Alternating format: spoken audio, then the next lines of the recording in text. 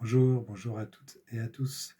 Aujourd'hui, je vais vous parler de comment travailler avec les éléments afin de pouvoir lire les énergies d'un lieu ou éventuellement lire les énergies d'une personne. Alors, souvent, les personnes que j'accompagne, notamment pour travailler sur leur autonomie, sur leur lieu de vie, souvent me disent que c'est compliqué pour eux parce que, ils n'ont pas de ressenti énergétique, ils n'arrivent pas à lire l'énergie d'un lieu, à lire l'énergie d'une personne et du coup, m'est venue, au travers de mes pratiques, hem, cette boîte à outils, si je peux me permettre de l'appeler comme ça, sans manque de respect envers les éléments. Effectivement, cette boîte à outils avec les éléments, va vous permettre d'avoir une lecture assez rapide de l'énergie d'un lieu, sans forcément passer par le ressenti énergétique. Alors effectivement, je sais, travailler avec les éléments, voilà, c'est très connu dans le feng shui, c'est très connu dans d'autres pratiques. Je n'ai fait aucune formation dans tout cela, ça m'est vraiment venu avec ce que j'ai pu mettre en place à travers les lieux. Donc que vous ayez peut-être déjà entendu parler de ça, ou que vous connaissez déjà ce que je vais vous dire, c'est tout à fait possible parce que nous faisons partie d'un collectif et les enseignements sont collectifs et souvent les mêmes enseignements vont arriver à des personnes, différentes qui ne se sont pas côtoyées. En tout cas, aujourd'hui, je m'adresse aux personnes effectivement qui ont cette difficulté, pour lire l'énergie d'un lieu et pour savoir ce qu'ils ont en face d'eux. Donc, au travers des exemples que je vais vous apporter là, ça va vous permettre, rien qu'en visualisant le lieu où vous vous trouvez, rien qu'en échangeant avec une personne, de voir assez rapidement dans quelles énergies vous êtes. Je vous donne tout de suite des exemples. Si par exemple on parle alors il faut savoir au départ, excusez-moi, il faut savoir que chaque lieu de vie, comme chaque personne, on a tous un ou 2 éléments, prédominants qui, vont déterminer un peu notre façon de nous comporter et vont déterminer nos énergies. Mais il faut savoir aussi que nous avons tous, et les habitations aussi, nous avons tous des éléments en excès, ce qui va, amener forcément des déséquilibres. Et du coup, là, je vais vous en parler plus précisément avec les exemples que je vais vous apporter là maintenant. On peut commencer déjà, par exemple, par un lieu de vie qui va avoir un excédent dans l'élément terre, par exemple. Alors l'élément terre, j'aime bien, cette petite phrase, «Se terrer, s'enterrer chez soi». Je trouve que ça résume bien un peu, ce que l'on peut, retrouver dans une habitation qui est en déséquilibre, de l'élément terre. Souvent, hem, c'est des maisons qui sont identiques depuis des années, qui n'ont jamais bougé et les personnes, pareil, n'ont jamais évolué. Souvent, c'est des gens qui habitent dans la même maison depuis, 20 ans, depuis 30 ans. Vous retrouvez les mêmes meubles qu'à l'époque, la même décoration. Ces gens-là vivent plutôt dans le passé. C'est des gens qui n'ont plus de projet, qui ne visualisent plus, enfin voilà, qui n'avancent plus, d'accord? Ils vont se contenter, d'un quotidien vraiment très ritualisé, qui vont d'ailleurs, les faire se sentir en sécurité également. C'est pour ça que souvent vous pouvez avoir en face de vous des personnes, peut-être d'ailleurs des personnes âgées, qui ont vécu une perte qui les a beaucoup impactés. Et du coup, en l'absence de cette personne qui était très importante pour eux, eh bien, ils font comme s'ils se contentaient de regarder la vie passer et d'attendre qu'elle se finisse. Et du coup, le lieu, pareil, du coup, ne va plus se renouveler au niveau de l'énergie. Il ne va plus renouveler son air. C'est vraiment un lieu qui est enfermé. Il respire mal et du coup, vous allez pouvoir voir souvent que les personnes qui vivent dans des lieux qui sont en excédentaire sont souvent des personnes qui ont des soucis au niveau des voies, respiratoires, des problèmes au niveau des poumons, qui vont souvent avoir des problèmes au niveau de la gorge même, souvent enrhumés, même des otites, hein, toute la phase, ORL qui peut être touchée. Pourquoi? Parce que, cet excédentaire effectivement va, faire comme si le lieu était complètement renfermé et la personne avec et du coup, c'est comme si elle ne faisait que respirer son propre air, ce qu'on appelle l'air vicié. L'air n'est pas renouvelé et du coup, le lieu respire mal et du coup, la personne aussi et se retrouve souvent avec ses soucis, au niveau des voies respiratoires. Voilà, donc ça peut être aussi des lieux qui peuvent être chargés de mémoire du coup, avec forcément, un peu plus de présence d'astral que dans d'autres maisons, d'accord? En tout cas, ça va être, assez faciles à repérer. Quand vous arrivez dans le lieu, vous allez voir rapidement que ce sont des meubles très anciens qui sont là depuis très longtemps, que les décorations sont là depuis très longtemps, souvent avec des démarcations autour, avec les rayons du soleil, de la lune. Vous allez voir aussi beaucoup de poussière généralement, beaucoup de toiles d'araignée. Enfin, vraiment cet effet, vraiment ce ressenti de rentrer dans quelque chose qui est très fermé depuis très longtemps. Ça, c'est, par exemple, un lieu qui va être dans un excédent de l'élément terre et qui, du coup, est assez facile à lire finalement, hein, quand on arrive dans le lieu. Alors, il y a un élément qui va dire contrebalance un peu, l'élément terre, c'est l'élément air.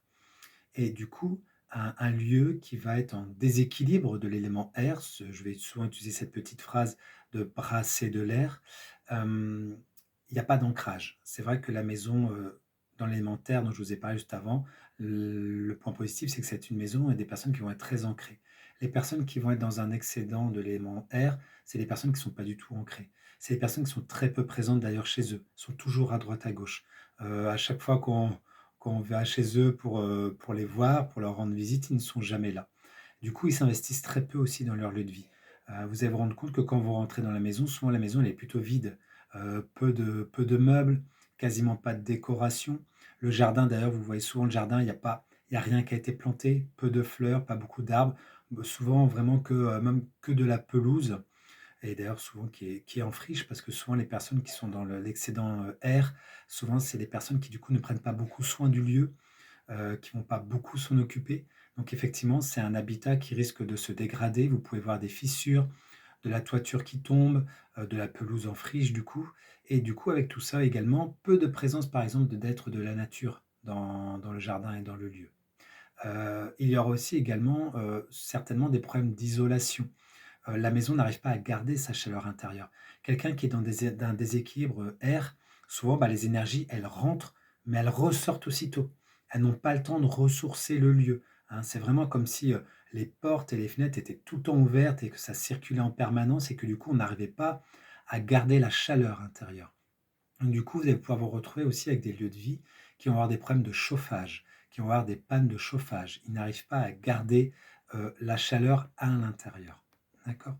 Donc voilà un peu pour des repères, on va dire, de maisons qui sont, vraiment dans des déséquilibres de l'élément air. Ensuite, je vais vous parler de l'élément eau. Et là, effectivement, c'est des cas qui intéressent souvent les géobiologues, les personnes qui interviennent sur des lieux, car souvent, ils vont avoir affaire à facile, quasiment 90%, voire plus, de maisons qui ont des déséquilibres dans l'élément eau. L'élément eau, c'est quoi? C'est l'émotionnel. D'où la phrase et l'expression se noyer dans ses émotions. Ça va être un lieu qui va être très dirigé vers le passé, qui va être très nostalgique, beaucoup du coup dans les émotions. Et ça va être les lieux où vous allez généralement retrouver le plus d'astral, voire même des points pathogènes. C'est là où vous allez avoir beaucoup plus de travail de nettoyage énergétique à effectuer. Euh, Pourquoi? Parce que en fait, les personnes qui vivent dans ce lieu, sont comme restées bloquées dans le passé, certainement à cause d'un événement en particulier, comme on parlait par exemple pour l'élémentaire, la perte d'une personne et même d'autres événements qui ont été difficiles à vivre et c'est comme s'ils étaient restés, à l'arrêt, en pause depuis ce jour-là.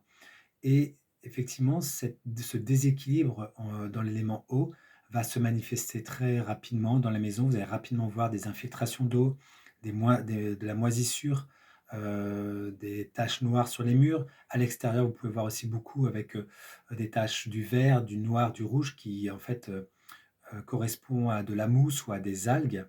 Donc vraiment tout ce qui est problème d'infiltration d'eau. Du coup, ça va être, des soucis effectivement de lieux qui sont très impactés par des émotions et des événements du passé et qui sont restés bloqués là-dessus. D'accord? Donc, voilà vraiment, c'est comme ouais, c'est comme si tout était englué, hein, dedans. C'est comme si le lieu était complètement englué, que, il n'y avait plus de conscience du moment présent et plus aucune, projection vers l'avenir. Tout est resté bloqué dans le passé. D'accord? Donc voilà pour l'élément eau, c'est un peu comme l'élémentaire, hein, ils sont proches, c'est plutôt des énergies qui sont bloquées dans le passé. Que par exemple l'élément air, c'est surtout, projeté vers l'avant, même trop projeté vers l'avant.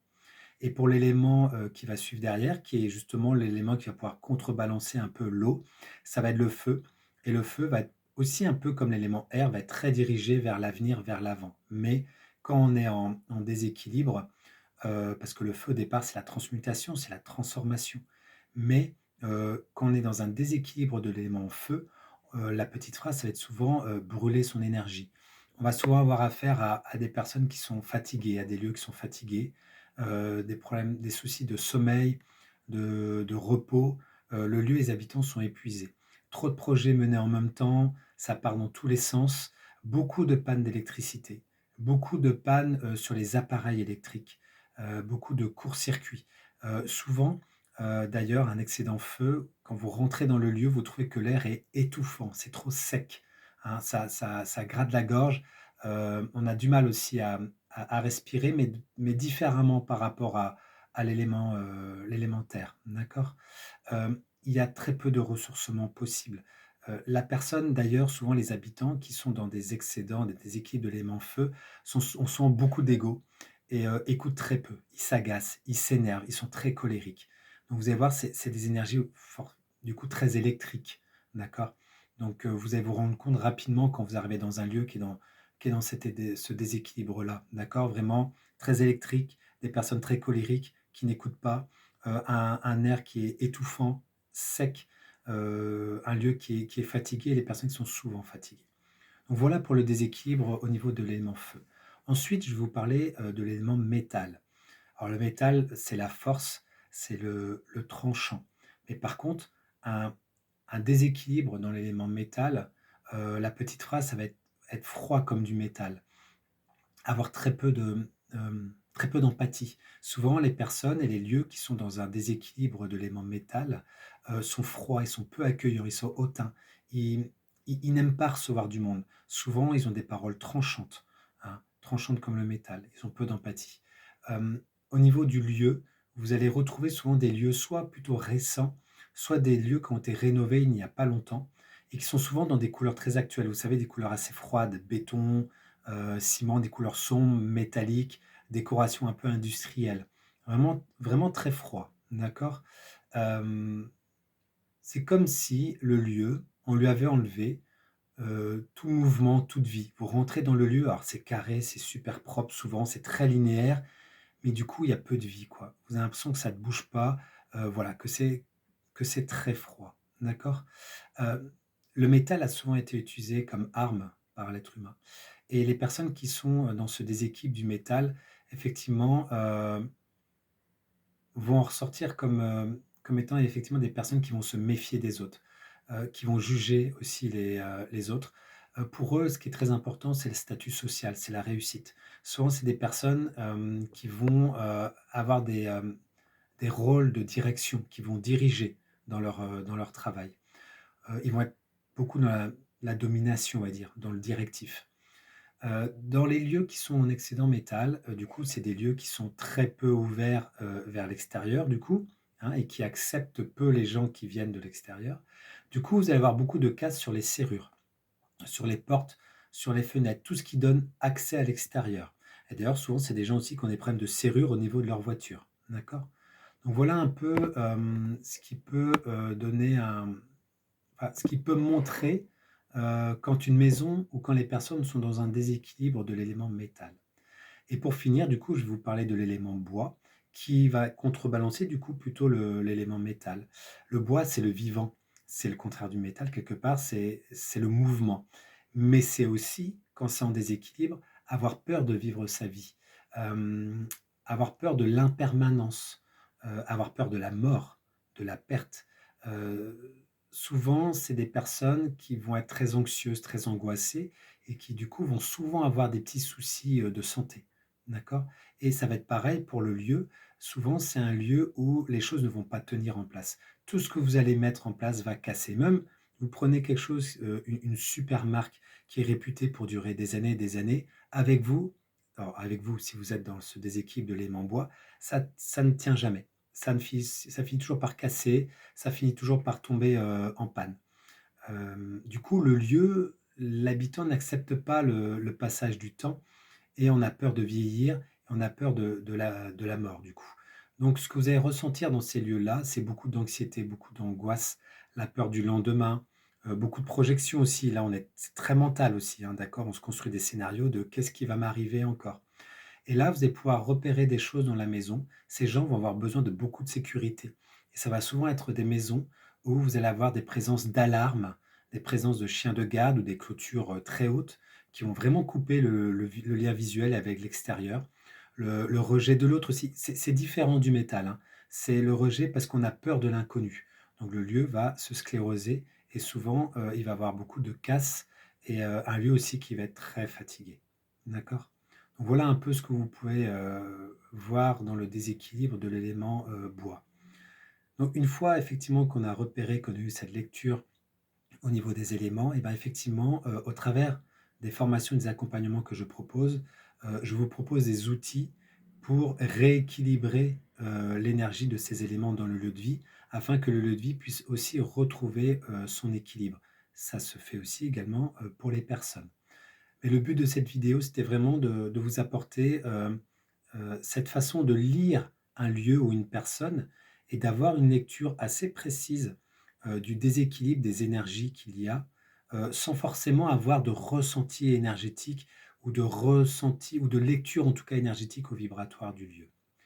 Voilà, en tout cas, j'espère que, ces «outils» entre guillemets que j'ai pu vous apporter vont vous permettre effectivement, de pouvoir mettre en place une lecture, assez, plutôt facile et rapide d'un lieu ou d'une personne et que ça va pouvoir vous aider au quotidien.